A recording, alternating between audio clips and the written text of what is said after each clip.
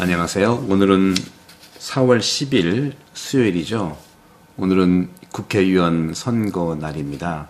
정말 백성들이 원하는 하느님 뜻에 맞는 국민을 섬기고 국민을 위해서 진정으로 봉사하는 목민관들이 잘 선출되기를 기도하겠습니다.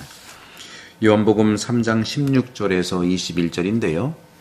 오늘 복음에서 보면 첫 줄에 하느님께서 세상을 너무나 사랑하신 나머지 외아들을 내주시어 그를 믿는 사람은 누구나 멸망하지 않고 영생을 얻게 하셨다 하고 말씀이십니다. 하느님 세상을 너무 사랑하신 거예요. 그러면서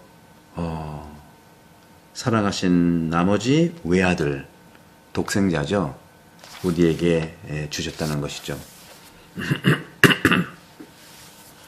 사람은요, 우리에게 필요하다고 느끼는 것, 그리고 우리가 원하는 것, 또 우리에게 좋은 것을 사랑합니다.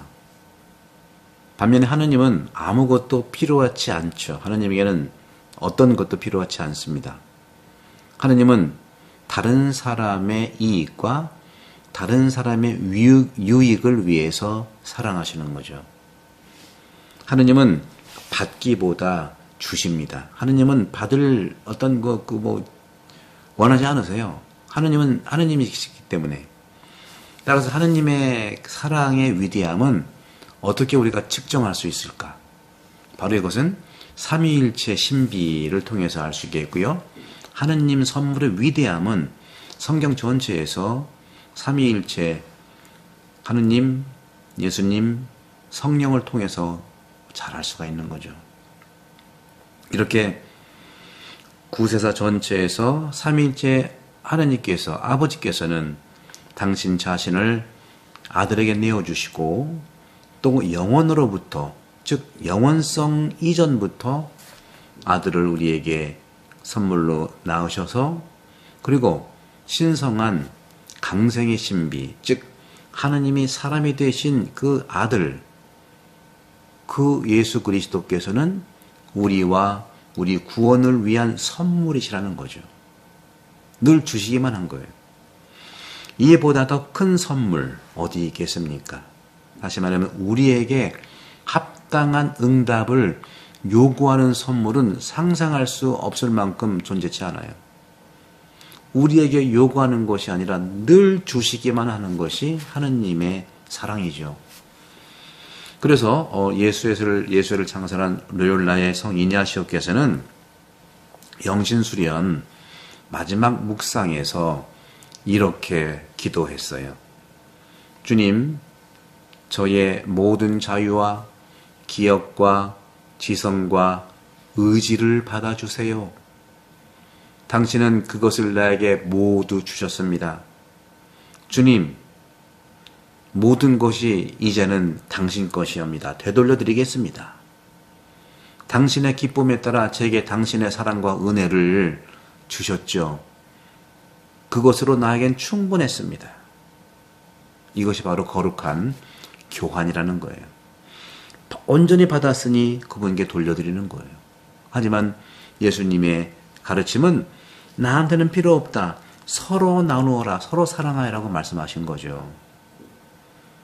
하느님께서는 인간에게 자신을 온전히 주셨듯이 인간도 자신을 하느님께 온전히 드리는 것이 당연한 것이죠. 하지만 예수님께서는 나한테는 괜찮다. 내가 너에게 한 것처럼 서로 사랑하라고 한 것이죠. 온전히 내려가는 사랑. 그런 점에서 하느님께서 주시는 것은 생명의 선물입니다. 죽음의 선물이 아니에요. 그렇기 때문에 우리는 우리 주 예수 그리스도를 통해서 하느님과 함께 하느님 안에서 살아가시는 것을 꼭 기억하십시오. 그러면서 오늘 복음에서 이렇게 말씀하시죠. 그를 믿는 사람은 누구나 멸망하지 않고 영원한 생명을 얻게 하셨다. 지난 토요일 날 우리 본당 11분의 세례자, 신자가 되셨는데 교회에 무엇을 청합니까? 신앙을 청합니다. 신앙은 여러분에게 무엇을 줍니까? 영원한 생명을 줍니다. 영원한 생명은 무엇입니까? 바로 하느님, 예수 그리스도 성령을 알고 만나는 것을 영생이라고 하는 거죠. 맞습니다, 여러분들. 하느님을 만나십시오. 아십시오. 예수님을 만나십시오. 아십시오. 성령을 만나십시오. 알아가십시오. 그러면 모든 것이 다 풀립니다.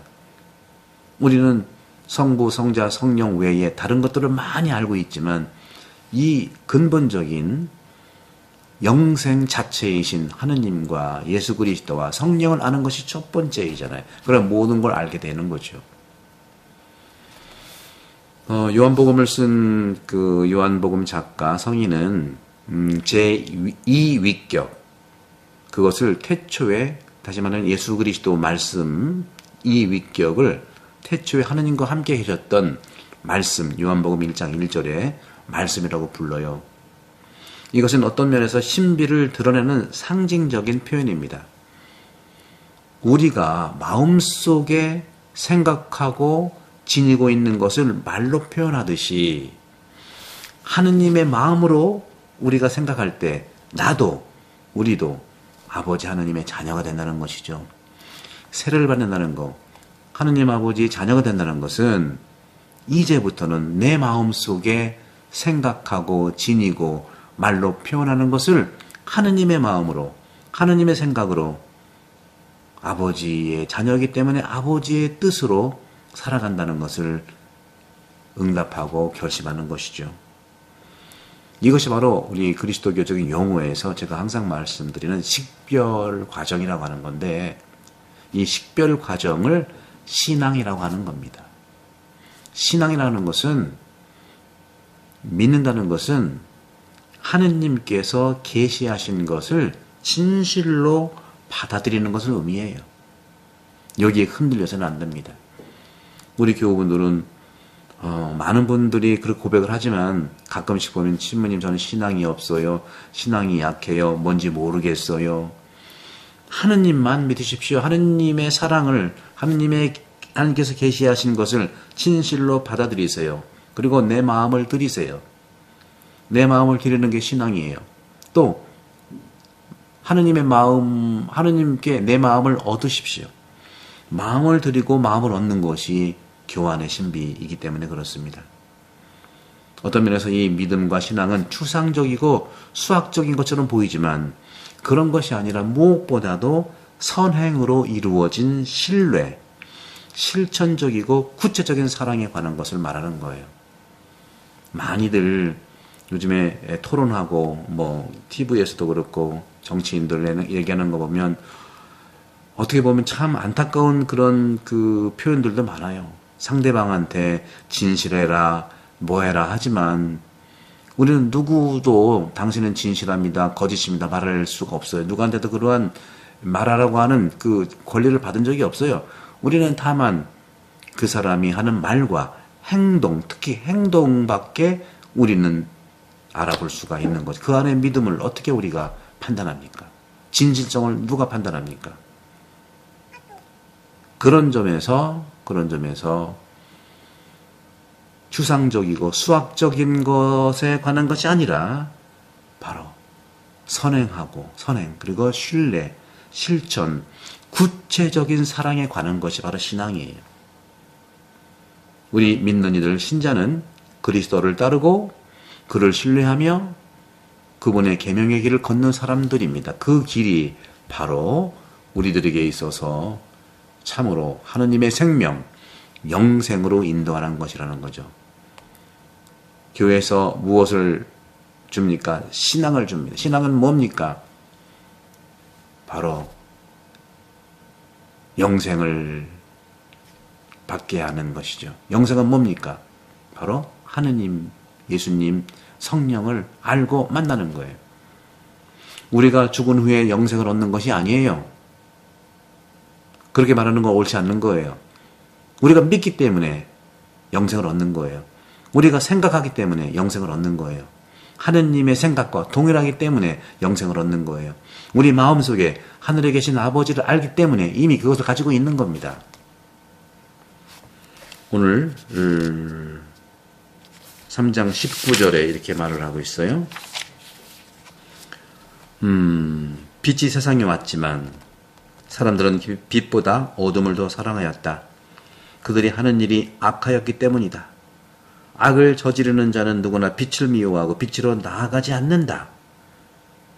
우리가 악인지 아닌지 하느님 말씀에 비추어 보시기 바랍니다. 바로 동굴도 그렇더라고요. 동굴도 여러 동굴들이 있는데요. 그 동굴에 들어가면은요, 제주도에도 그 석회 동굴들이 있고 있잖아요. 동굴에 들어가면 빛이 있어야, 빛이 비춰져야 그 조각 보면 아름다운 것을 만날 수 있어요. 빛이 없으면요, 뭔지 몰라요. 인간의 삶도 똑같아요. 어두운 동굴과 같아요. 믿음으로 조명될 때 빛과 그 의미를 받는 거예요. 그런 면에서 우리는 성당 안에서 여러분들 그리스도의 빛을 받아서 은혜로운 이 부활 세계를 보내시고, 특별히 저는 이제 구해성사를 하게 되면 보석으로 빛의 신비 묵주기도를 하자고 많이 드리거든요. 여러분, 빛을 가득히 받으십시오. 어둠 속에서 빛은 우리를 환하게 인도합니다. 구독, 선교 부탁드리고, 성부와 성자와 성령께서는 여러분 오늘 감복합니다. 감사합니다.